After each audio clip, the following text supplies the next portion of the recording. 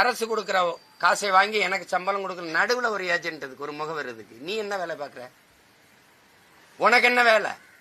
அந்த வேலையை உன்னால செய்ய முடியாதுன்னா மாநகராட்சி எதுக்கு? அதுக்கு தேர்தல் எதுக்கு? ஊரக உள்ளாட்சிக்கு அதுக்கு ஒரு மேயர்னு ஒரு பொறுப்பு எதுக்கு? அதுக்கு ஒவ்வொரு பகுதிக்கும் மாமன்ற உறுப்பினர் எதுக்கு? எதுக்கு? அந்த காசு தெண்ட செலவு தானே. இதுக்கு செலவழிக்கிற காசை மக்களுக்கு சம்பளம் கொடுத்துடலாம். 30,000 பேர் வச்சுக்கிறோமா, ஒரு மாசம் 25,000 30,000 சம்பளம் கொடுத்துக்கிறோம், 70 கோடிக்குள்ள முடிச்சிடலாம். ஆனா மாசத்துக்கு நீ 270 கோடி ஒதுக்குற. அதை வச்சு என்ன பண்ற? 5,000 கோடி வரி வருவாய் இருக்கு. அதுல அதை வச்சு என்ன பண்ற? என்ன பண்ற? மழை நீர் வழிந்து ஓடாது, கழிவு நீர் வெளியே வராது, எந்த சாலையும் சீரமைக்கப்படாது. இப்ப என்ன வேலை தான் மாநகராட்சி செய்யும்? இந்த வேலையை கொடுத்துட்ட. சரி, நான் முதலாளிக்கு ராம்கிங்கிற நிறுவனத்துக்கு வேலை செய்ய போறேன். வேலை செய்ய போறேனுக்கு காலைச்சோறு நீ எப்படி போடுவ? யாரு காசுல போடுற? காலைச்சோறு போடுறேன், மருத்துவ காப்பீடு 2 லட்சம் போடுறேன், செத்து போனா 10 லட்சம் கொடுக்குறேன். இது